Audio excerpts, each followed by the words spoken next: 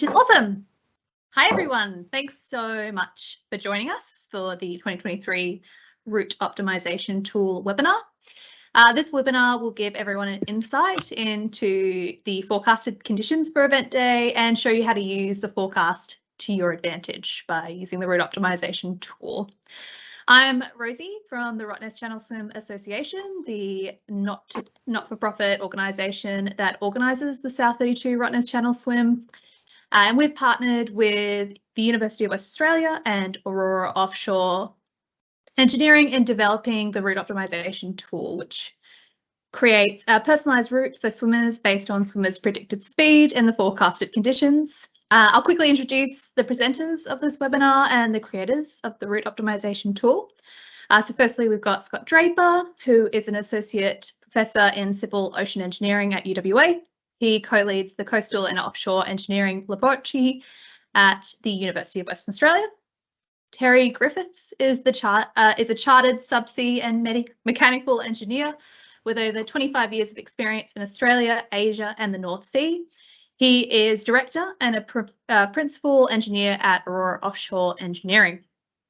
Finally, we have Avisa Janikovic, I hope I said that correctly, is a physical oceanographer with more than 20 years of experience in ocean observations and ocean modelling. He is currently working as an associate professor in the Oceans Graduate School at the University of Western Australia. So just some housekeeping before we go on. If you have any questions, can you please use the Q&A function up the top? If you've got a small screen, you just hit the more 3 little dot button and hit Q&A. Put all your questions in there as we go along, and once we've finished the presentation, we'll make sure to spend some time answering all of them. So without much further ado, I'll pass you over to the presenters. Thanks so much, Scott. Yeah, thanks, Rosie. So I'll just share the screen quickly.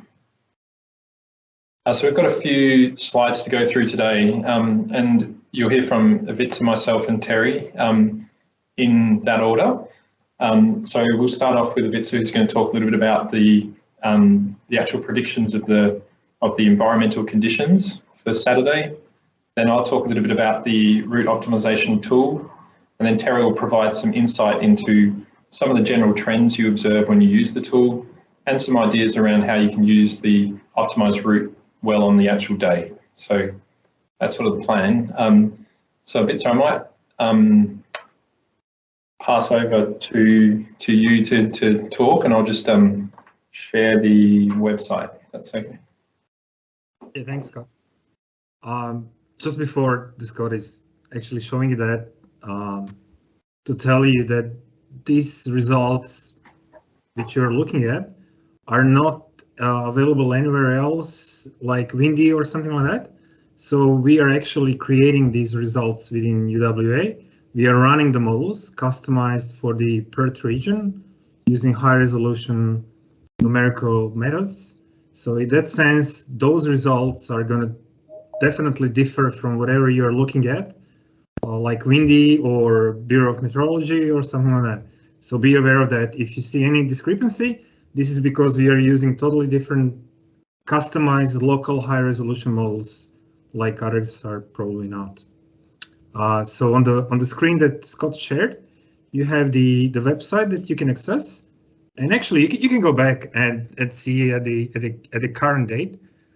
So for today, actually we should have the pretty strong sea breeze or southwesterly, having almost like 20 meters per second. So it's pretty windy outside. And if you click on the ocean currents on the left tab, so this is what you would expect today, having pretty strong surface currents pushing through the north. So it's not really favorable for swimming, kind of. And if you go even further in time, like if you click on 20 on tab, this is like later evening. So you will have ocean currents in front of the Rottnest, basically like 1 meter per second. This is just kind of to tell you that those currents do differ and do change in time. So you have to be really careful when you have a look at the predictions that you are looking at the right date and right time. So Scott, if you click on the date now, and go really on the 25th, I guess. Yep. So, and early in the morning, you can see that the ocean currents are going to be significantly smaller, which is good for you guys. You will not be affected by the ocean currents as the other swimmers were, for example, last year. On top of that, if you click on the wind for that time, you will see that it's going to be more or less easterly, which is pushing you in the back. So it's good stuff. So it should be like from the meteorological and the oceanographic point of view, really favorable conditions for early swimmers in the morning. Later, if you click on, for example, 11 o'clock, you will see that easterly will drop down, as usually is the case here in WA. And then later you will have sea breeze kicking in. So, but by that time, when it's going to be stronger, probably everybody's already going to be on a rottnest, so not bothering you a lot. And the ocean currents are going to probably stay more or less reasonable during the day, so they're not going to increase significantly. And that forecast is changing day by day. So this is forecast made by the ocean simulations from today, early in the morning. So tomorrow you will have another update for the same date. So it's going to be similar, not dramatic. I hope so. So in that sense, please go and check again tomorrow how the things are going to look like. And if you click on that events tab, there you can actually see the zoom for the rottnest channel that we are providing, and there you have the markers plotted as well. And that matrix, which can be a little bit confusing, but it's actually really simple. If you start swimming from lower left, which is 1.5 kilometer marker, and as you move in time, you're actually going through that kind of diagonal to the top right, and based on your swim speed, you can actually see what currents you should expect along that swim. If you slide a little bit down, you have the part which is related to the atmosphere, so you can see the winds and the ocean temperature, and this is made for the one point in the center of the channel. So it's not along the channel. So the x-axis in this case is time, and the position is in the middle of the channel. So as you can see, you will have easterlies in the morning, then switching to the northerly, to the sea breeze, and then the temperature is going to should be like 22, 23 degrees of the ocean, so not too cold. Regarding the waves, you cannot find information on this website. It's something else that we are running, just to show you a snapshot how it's going to look like. Really not significant waves, less than 1 meter in significant wave height in the channel. Swell coming from the southwest, which is at the beginning going to be combined with the wind-induced waves coming from the east, but again, not something dramatic. So I would expect that you guys will have a really good time during this swim. Happy to take questions later, or I don't know how you thought about it. I think maybe... Yeah, we'll do questions at the end, I think, if that's okay, Avisa. Yeah. And all these currents and all this information just are going into the optimization route. So those are like, you know, fields that other part of the software is using, but more on that, I think Scott is going to cover now. Thanks. Yeah, great. Thanks, Avisa. So that's the forecast environmental conditions and the currents. So what we're going to talk through now is the route optimization algorithm that you can run, and we'll talk through where you can access that. This route optimization algorithm uses those forecast currents that Avitz has just talked to you about. So they get automatically uploaded into the route optimization backend, and they're used to work out the optimum route. So just really quickly, I think many of you on the call probably know this already, but why is the optimum route to Rottnest not straightforward? So why is it not optimum to swim along the run line in a general sense? And to understand that, this is actually the the surface currents at midday during the 2021 Rottnest Channel swim. You can see here the currents are quite strong towards Rottnest, and this is not dissimilar to what we're seeing this year, although this year the currents are a lot smaller, but they're still stronger closer to Rottnest, and they're still predominantly going northward close to Rottnest Island. So if you were going to try and swim along the run line, which in this case is indicated by the black dots, then you would leave off from Cottesloe at A and you'd arrive hopefully at Thompsons Bay at B. But the tricky part will be when you get to sort of 12 to 14 Ks, because you'll want to be swimming along the run line in the direction of the blue arrow. But because the currents here are going north and they're going quite fast, you'll actually be having to swim in the direction of this red arrow. That'll be sort of your local heading. So clearly that's not efficient, and hence a component of your swim speed is just ensuring that you stay on the run line, and therefore you're going to proceed towards Thompsons Bay at a slower net speed. So the optimum thing to do for a day like this is, instead of staying on the run line, you would first of all go south when it's very easy to go south, because we tend to get quite small currents close to Cottesloe. So it's quite easy to swim south against these small currents.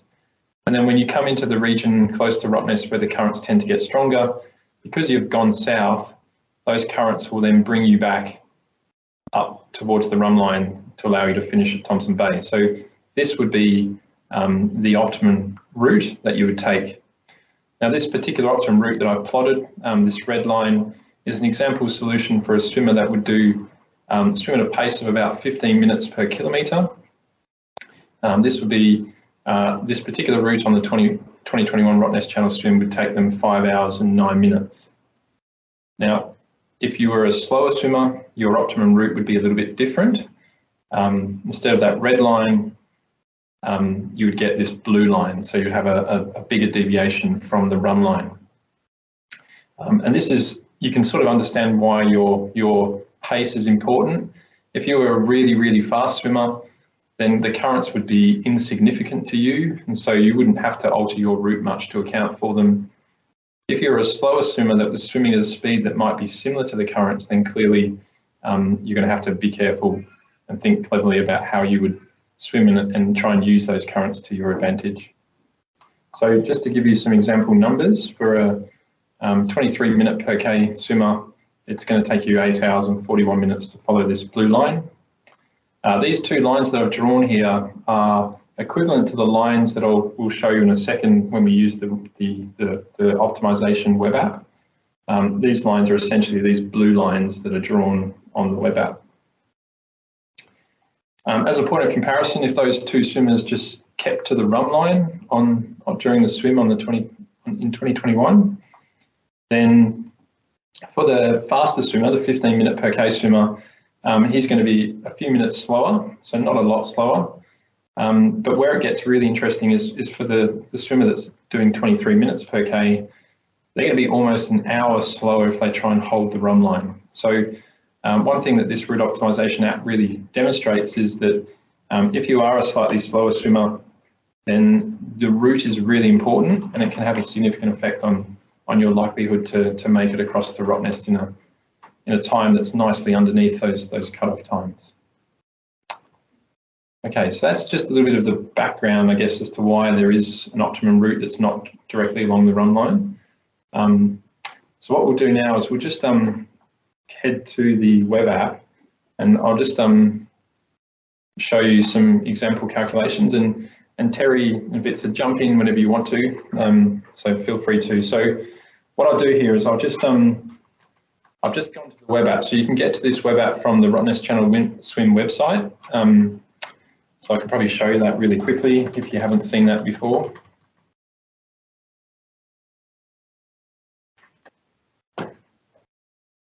So you can click on Route Optimization Tool, or go to that through the front page menu for the Rottnest Channel Swim webpage. We'll take you to this site here, and you can access the Route Optimization Tool by clicking on this top box here. Now, definitely you've all seen that because the box below was to register for this talk. So clearly you've been to that site. So the route optimization tool has a number of inputs, and these inputs are really important. And Terry will talk about these inputs a bit more in his slides. The first thing you can enter is your name. So I'll enter my name, and you can enter your swim number.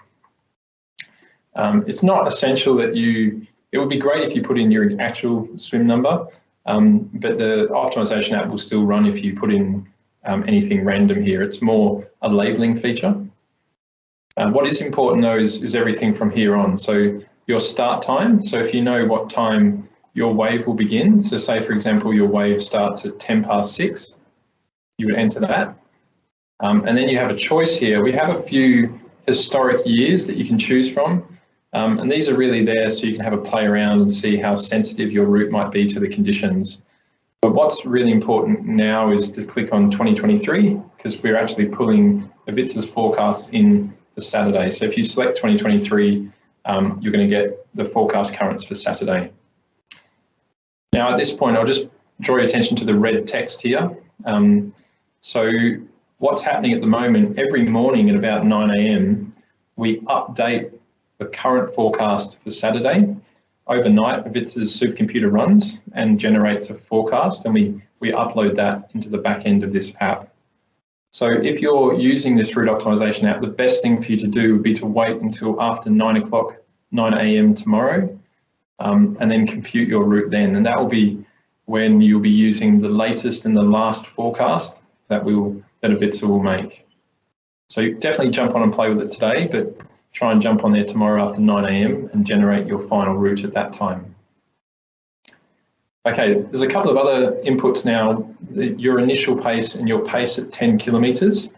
We've got a bit of an information box here to try and explain to you what that should be. So your initial pace should be your best estimate of the pace you'll hold when you're starting the race.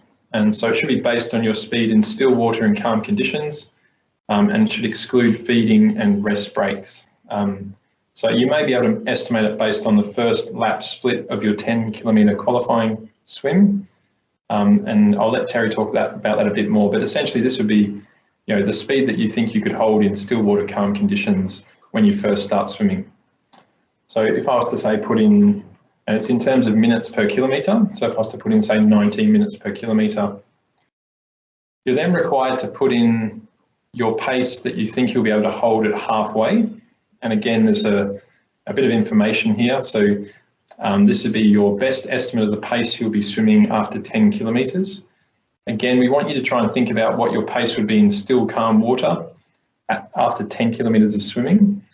And so you might also be able to use this based on the last lap split of any of your 10K qualifying swims. And again, Terry will talk to that a bit more. So maybe I've slowed down to 21 minutes per K by the time I'm halfway.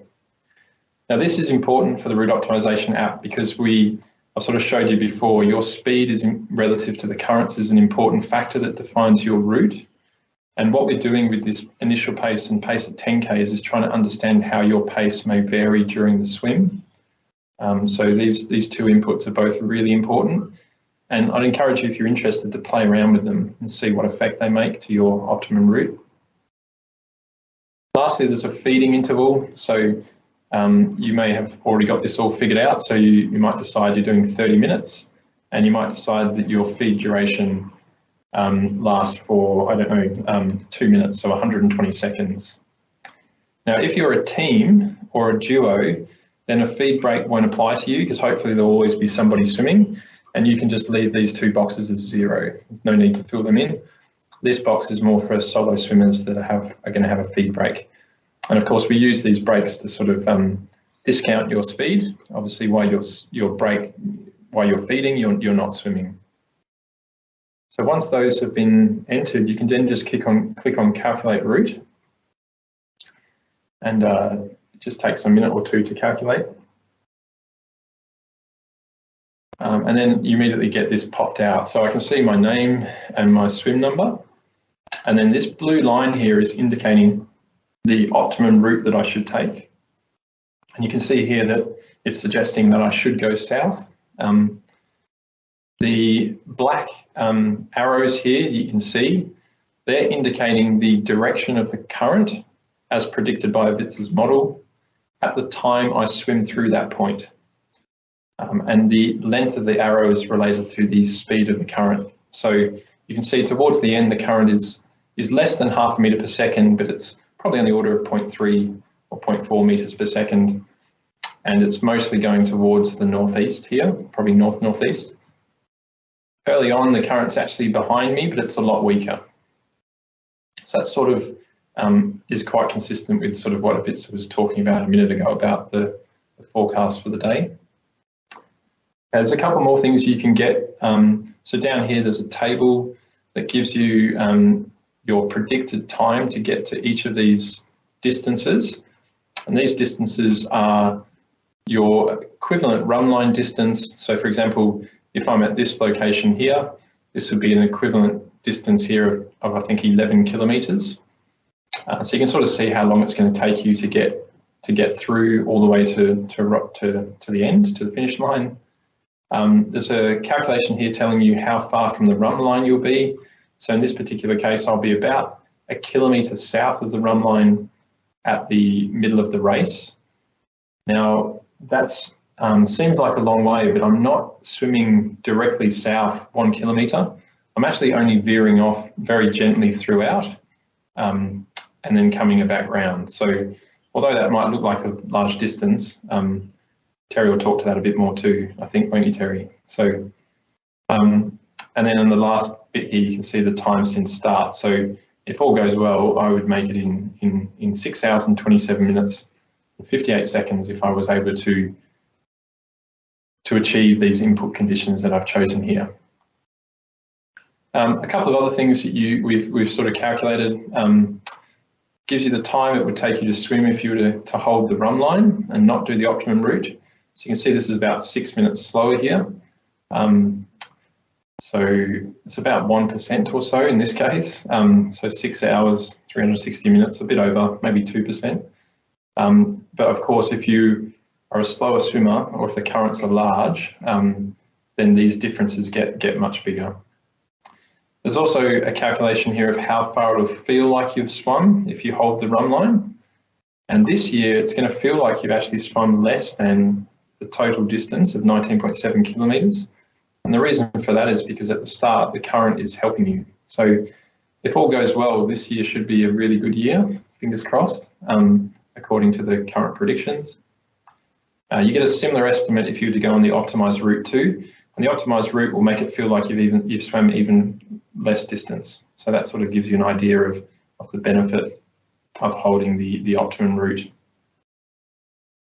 Okay, so only other things to say, you can also download a PDF. So if you click on here, this will give you a PDF, and the PDF is something that you might want to print out and give to somebody who would like to chart your route. So this gives you like a manual printout of the kilometre distance and the latitude and longitude of each of these blue points along your optimum route. That PDF is there if that's how you'd like your route given to you. I'd probably guess that hardly anybody's going to use that PDF. Instead, what you'll use is this GPX file. This GPX file you can put directly into the Roto Swim app, and there's some guidelines on the Rottnest Swim website on how you can upload this GPX file into the Roto Swim app as a customized, optimized route. If anybody has questions on that, happy to talk through that in question time. You can also take this GPX file and you can upload it to a Garmin device or any other navigation device that takes GPX files, and that will be pretty much every navigation device.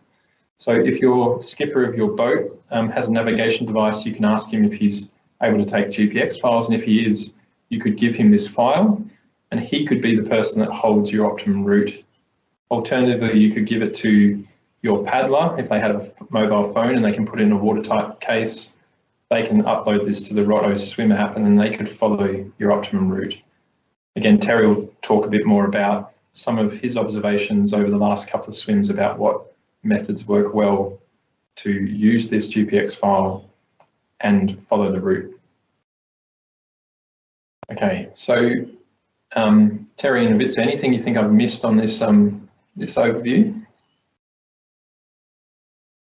No, all good. Okay, we can definitely come back to it in Q&A as needed. So we'll go to the slides. What I might do, Terry, did you want to share the rest of the slides and talk through those? Yep. Yeah, thanks very much, Scott. I think it's fair to say that we're not at all jealous about Scott swimming this year with the best conditions forecast for at least since about 2018. It certainly looks like it's going to be a cracker of a year. However, the model is still very, very clearly predicting that near Rottnest Island, there will be currents going from south to north. So what Scott's touched on, but I'm just going to spend a little bit more time talking through, is the influence of swimming pace and how it affects your route, how it affects the optimum route. The faster you swim, the less effects the current have.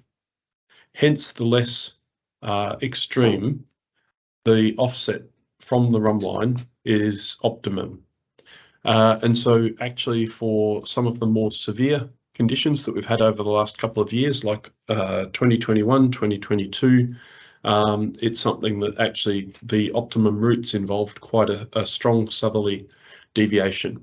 Just to pick up on some of the discussion that we've had with people over the past few years and over the past day or so, a route offset of even 1 kilometre at the middle of the route, or at 11 k's along the run line, a 1k offset results in actually a tiny increase in the distance of the route over ground.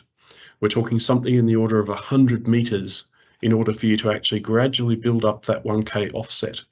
The really big impact on that offset is actually once you get out here from like 15 k's to 17 k's, and this is the area on the route where in 2021 a huge number of people and vessels got pushed into the Northern Rescue Corridor.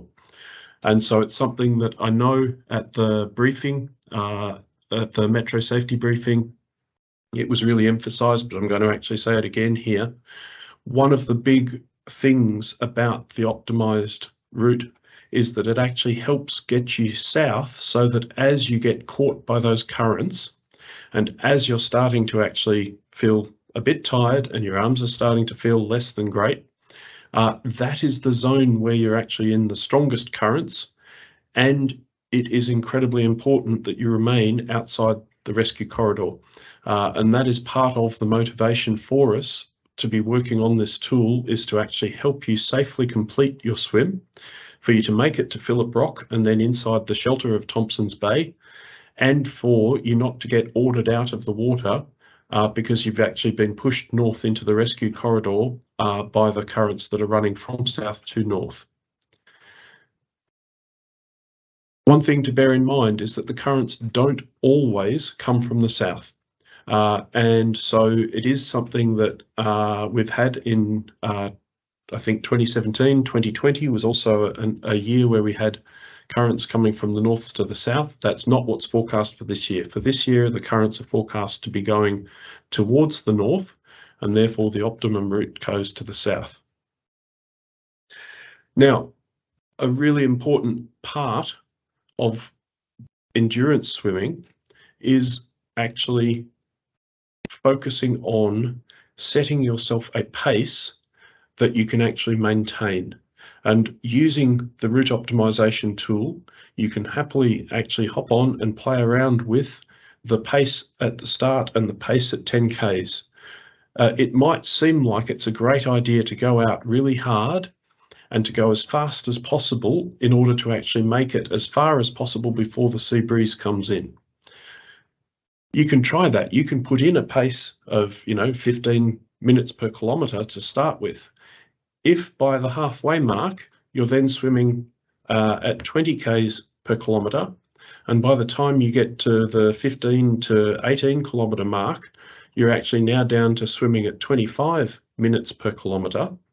You are going at the slowest pace of the race in the zone where the currents are strongest and pushing you north at the fastest rate. So what we've actually done is we've actually systematically run the tool, and what we've shown is that if you hold a constant pace through the water, and that actually means when you set off from the beach and you're feeling really good and it's really easy just to power along, that's actually where it's actually quite easy to go a bit too fast, because you have to hold that pace for 19.7 Ks. If you're able to hold a constant pace, it actually results in the optimum finishing time. If you go too fast to start with and then slow down, that results in a longer swim. The next thing is using your best estimates of your pace. How do you actually come up with these estimates? Now, for swimmers that have actually already done a Rottnest Channel swim, you can actually use the route optimization tool. If the year of your swim is actually in the Rottnest, in the route optimization tool, you can actually back calculate your pace using that tool and your finishing time. If this is your first Rotto solo crossing or team crossing, you can actually use some of your existing qualifying times and your existing swims to actually estimate what your pace will be. It's really important that you're able to actually use an appropriate pace though. So for example, if you participated in one of the, if you participated in one of the 10-kilometre open water swimming events here, say it was the Coogee Christmas 10K, the Christmas Cracker, that was a fabulous swim. The pace on your first lap, in other words, the time it took you to complete that first lap, and the time it took you to complete your third lap, can help give you some information about how well you are pacing and how consistently you're pacing. But one thing to bear in mind, let's suppose you did one of the open water swims, Mullaloo or Coogee, that were run by the open water swimming series. The OWS series, your first lap, you tend to actually start further down. So your first lap tends to be faster because it's shorter.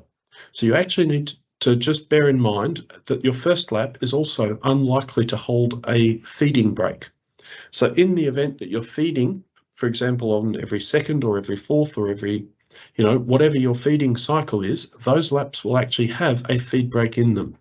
The route optimization tool should have those times adjusted. So what you're feeding into the tool is your best estimate of your swimming time, excluding feeding breaks.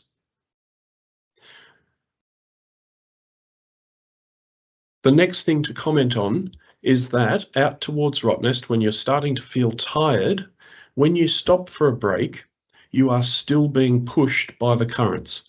So this is actually one of the tracks from a previous swim that we've done in fairly strong currents going from south to north, and you can see a feed break here. And you can see that actually at the end of the feed break, we've then actually tried to work our way back onto the optimized route. And it's actually then that we're fighting our way into the current. So it's actually really quite hard to maintain your route out towards Rottnest when you're in those really strong currents. It's really easy for the first half of the race. You can happily just plug along and following the route, the target route is actually not very hard at all. It's actually out near Rottnest. When you stop for a break, and especially if it's a longer break, you can in fact be pushed surprisingly far off the route. The other thing to bear in mind is that actually as you get out towards Rottnest, and sorry, I'm just going to come back here to some of the routes that we've plotted here. You can see here at say 16 kilometres that actually it looks like I'm really close to Phillip Rock. When you're actually really close to Phillip Rock, it's tempting to actually just for the vessel and the kayak to just start aiming towards Phillip Rock. And what we've actually seen in last year, there were a huge number of people that did a great job of following the route. And they were following the route really, really well all the way through to here until the currents started pushing them, and they could see Phillip Rock, and then they got caught by the currents, and they were all again drifting into the rescue corridor. So just be wary, even though you're getting much closer to Rottnest and you can actually see Phillip Rock, you may wind up still needing to aim for a point that is actually further south than Phillip Rock, so that as those currents are pushing you north, you actually shoot just past Phillip Rock, just close enough not to scrape the paint off the kayak. Keep following the route, even up to the point that you reach Phillip Rock and the shelter. That's when you can actually start navigating by sight. So don't stop and just start aiming for Phillip Rock just because you can actually see it because you're getting close to Rottnest. You have to keep, it's particularly this zone of the swim where you need to actually remain disciplined and actually stay focused on following the optimized route and not getting pushed around by the currents. And that was, I think, perhaps enough on what I had to contribute. So thanks everyone for dialing in. Thanks so much, Terry. It's a nice way to finish it. I'll remember that. Phillip Rock gives me hope, but don't. It's false hope. Don't aim for Phillip Rock. Keep to my route optimization. Awesome. Now, I had one question in the Q&A section. If anyone else has any questions they would like to ask the team, feel free to start writing them in there. But Timothy Johnson just asked where Avissa's model was, which I've sent Timothy the link there, but you can also find it on the Rottnest Channel Swim website. It's actually on the route optimization tool page, directly under the button Scott clicked on to get access to the route optimization tool.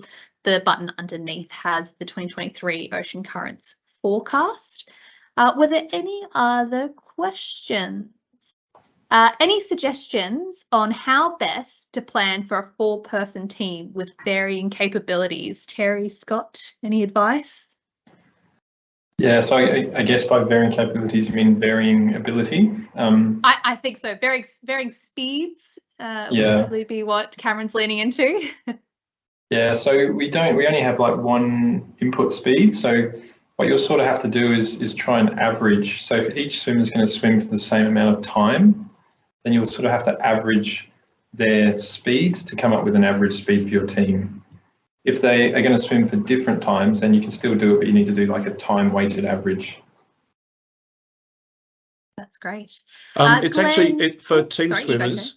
It's a really nice way of, if you let's say you do 5 minutes each swimmer, the faster swimmers are actually naturally going to cover a greater distance. So in terms of, for a team of 4 with varying abilities, choosing a time cycle that you're actually consistently changing over at is actually a fantastic way of still dividing up the swim and everyone still getting a good chance to have a swim, but naturally doing that, the faster swimmers will cover a greater part of the distance. The slower swimmers will actually cover less ground. And that means that overall the team will actually swim faster. Great advice.